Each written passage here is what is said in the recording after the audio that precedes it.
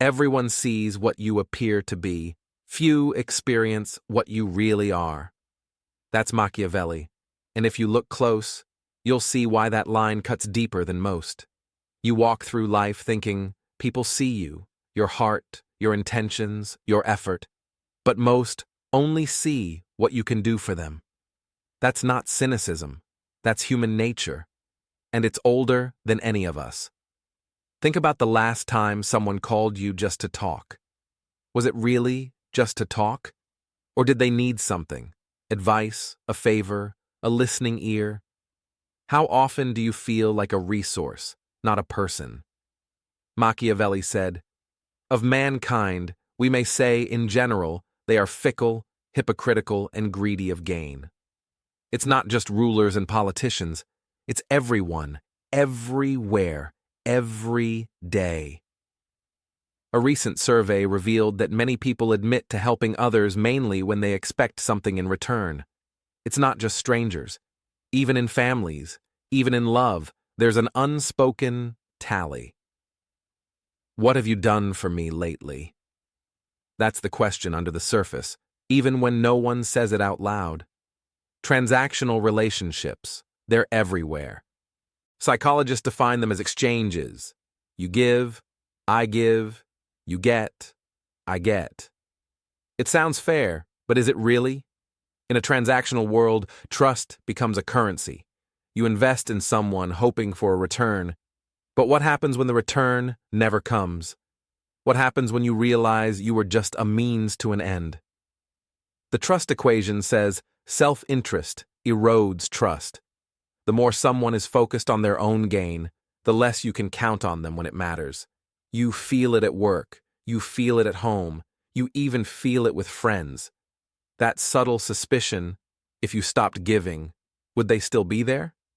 Researchers found that when relationships are built on transaction, they become shallow. There's less depth, less real connection. You start to wonder if anyone values you for who you are, not just what you provide. It's not just theory. It's real. Many participants in studies report feeling used by people close to them at least once in the last year. That's more than half of us feeling like a tool, not a person. The emotional impact? It's heavy. When you realize you're being used, it's not just disappointment, it's a kind of betrayal. It shakes your sense of worth, your sense of safety. Betrayal trauma is real. Psychologists say the pain of being used by someone you trust can mimic PTSD, anxiety, sleeplessness, even physical symptoms. You start to question yourself. Was I too generous? Was I naive? Did I miss the signs? The truth is, most people are just following the script that's been written for centuries. Take what you can, give what you must. Machiavelli didn't invent this game, he just named it. He said, "Never attempt to win by force what can be won by deception." People will flatter, promise, and charm you until they get what they want. So you learn to keep score. You learn to watch for motives. You learn that trust is a risk, and every risk comes with a cost. But what's the alternative? Is it possible to build something deeper, something real, in a world where everyone wants something from you? The first step is seeing the truth, seeing the game for what it is. Not to become bitter, but to become wise. Because if you don't see it, you'll keep playing the part of the giver, the fixer, the one who's always there, until you're empty. And when you're empty, the world doesn't pause. It just moves on to the next person who can give. So ask yourself, who really sees you? Who values you for more than what you offer? Who would stay if you stopped giving? The answers aren't always easy, but they're necessary. Because the cost of not asking is living your life as a transaction, not a connection. That's the uncomfortable truth. Everyone wants something from you. The question is, what are you willing to give, and at what cost? If you're feeling the weight of this reality, you're not alone. Most people feel it, even if they never say it out loud. But this is just the beginning, the first act, the origin of the struggle. Next, we'll look at where it all starts, how we're conditioned from the beginning to play this game. Stay with me. The truth hurts, but it's the only way forward. Think back to your earliest memories, before you knew what the word transactional even meant. Childhood is supposed to be simple, but it's where the pattern begins. In families, love is often tied to performance. You get praised for good grades, not just for being you. You're rewarded for helping out, for making less noise, for being easy. Even as a kid, you learn, if I do this, I get that. It's not always spoken, but it's always there. Be a good boy, and you'll get dessert. Help your sister, and I'll let you stay up late. The message is clear. Your value is in what you do, not who you are. At school, it's the same. Teachers notice the helpers, the stars, the ones who make their lives easier. You want approval, so you try to stand out. You learn to read faces, to sense what people want from you. You become a little mind reader, always scanning for cues. If I do what they want, I get what I need. Friendships, too, are built on usefulness. The kid with the best toys is suddenly popular. The one who shares their lunch gets invited to play. You notice who gets left out and why. You start to wonder, what do I have to offer? The need for validation grows quietly, like a weed in the cracks. Every gold star, every good job, feels like proof you matter. But it's conditional. If you stop performing, the praise fades. If you say no, the smiles disappear. You learn to shape yourself, to fit what others want.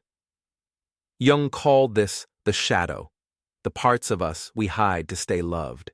Your inner child learns, don't show too much, don't need too much, just give. You tuck away your real feelings, afraid they might cost you approval.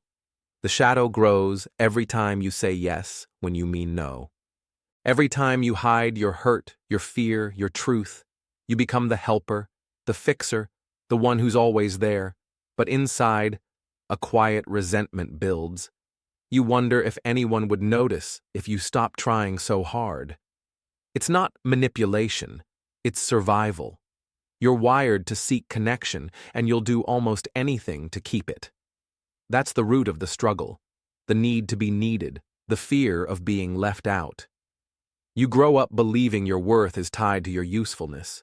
Even now, as an adult, that old script still runs in the background. You say yes to things you don't want to do. You overextend, overgive, overpromise. You feel guilty when you put yourself first. That's the inner child, still trying to earn love, still afraid of what happens if you stop giving. The shadow whispers, don't be selfish, don't disappoint. But the cost is your authenticity. You trade pieces of yourself for scraps of approval. You become what others want, not who you are. Realistic? Absolutely. Why? Because the fear of rejection is stronger than the discomfort of overgiving. That fear was planted early, watered by every conditional hug and every, if you do this, then. You carry it into every relationship, romantic, professional, even casual friendships. You scan for what's expected, and you deliver. But deep down, a question lingers. If I stopped being useful, would anyone still love me? That's the wound at the root of the drama, the need for validation, the fear of being left behind. Jung said, until you make the unconscious conscious, it will direct your life, and you will call it fate. This is the unconscious script, the one that keeps you playing the same role over and over. But it's not fate, it's conditioning, and it can be changed if you're willing to see it. The first step is noticing the pattern. The second is questioning it. What if your worth isn't tied to what you do? What if you could be loved for who you are, not just what you give? The journey to that answer is hard, but it starts with awareness. You can't heal what you don't see. So look back, not to blame, but to understand. See the child who learned to earn love. See the shadow that grew from hiding your needs. See the adult who still struggles to say no. This is where it begins. The story behind the mask. The fear, the longing, the hope that maybe, just maybe, you're enough. You're not alone in this. Most people carry the same wound, the same script, the same hunger for real connection. But knowing where it starts is the key to changing where it goes. Next, we'll look at the trap, the drama that keeps you stuck, the cycle of being played, and how to break free. Because awareness is only the beginning. The real work is learning to choose yourself, even when the world wants more. So stay with me. The next step is seeing the trap for what it is and learning how to escape it. You've seen the roots. Now let's look at the branches, the ways this pattern plays out in your life today. It's time to step out of the old story and into your own power. Are you ready? Let's keep going. Adult life is supposed to be about freedom, but too often, it's just a bigger stage for the same old games. At work, manipulation hides behind polite emails and closed-door meetings. A manager piles on unreasonable demands, then acts surprised when you struggle to keep up. They deny ever asking for so much, making you question your memory. Classic gaslighting. Psychologists say this erodes confidence and creates a toxic environment where trust can't grow. Colleagues take credit for your work, then charm the boss with false promises and half-truths. You start to doubt your own value, wondering if you're imagining things. Research shows that both men and women face manipulation at work, but men are more likely to use direct persuasion, while women may rely on empathy and subtle control. No matter the method, the result is the same. You feel used, not valued. In friendships, it's the friend who only calls when they need a favor, or the one who guilt-trips you for spending time with others, making you feel like you're betraying them. They might even twist your words, turning the group against you to keep you isolated and dependent. In love, manipulation can be even more damaging. Emotional blackmail, silent treatment, and love bombing are just a few tactics used to gain control. 1 in 4 women and 1 in 6 men have experienced emotional abuse from a partner since age 15. That's millions of people living with threats, degrading comments, or financial control. The manipulator showers you with affection, then withdraws it without warning, keeping you desperate for their approval. They make false promises about the future, only to break them, leaving you with hope that never materializes. Over time, you start to lose yourself. You walk on eggshells, afraid to upset them, doubting your own reality. Studies show that nearly half of all adults have experienced psychological aggression in intimate relationships. The effects are far-reaching: anxiety, stress, and a profound loss of self-esteem. You question your worth, your judgment, even your sanity. Manipulation chips away at your confidence until you feel powerless. At work, it can kill your motivation and make you dread every Monday. In friendships, it leaves you feeling alone, even in a crowd. In love, it can lead to trauma bonding, a cycle of abuse and kindness that's hard to break. The pain is not just emotional, it can be physical too. Chronic stress from manipulation can cause headaches, insomnia, and even weaken your immune system. The Australian Bureau of Statistics reports that 88% of women who experienced emotional abuse by a partner also faced threatening or degrading behaviors. For men, it's 83%. The numbers are staggering. Manipulation is not rare, it's common. In one study, 80% of people reported experiencing some form of emotional abuse in relationships, and yet most victims don't realize what's happening until the damage is done. Manipulation is subtle. It hides behind kindness, humor, and shared memories. It's the friend who jokes about your insecurities, then says you're too sensitive. The partner who makes you feel guilty for having boundaries. The boss who keeps moving the goalposts so you never feel good enough. Over time, you start to believe their version of reality. You internalize their criticisms, thinking you're the problem. Self-doubt grows and your self-esteem withers. The psychological toll is immense. Anxiety, depression, even PTSD in severe cases. You become hypervigilant, always scanning for the next manipulation. Trust becomes a luxury you can't afford. You pull back from relationships, afraid of being used again. The pain of realizing you're being used hits hard. It's a mix of anger, shame, and grief. You wonder how you missed the signs. Maybe you justified their behavior, hoping it would change. Or you blamed yourself, thinking you weren't enough. The truth is, manipulation is designed to be invisible. Manipulators are experts at hiding their motives, making you question your own.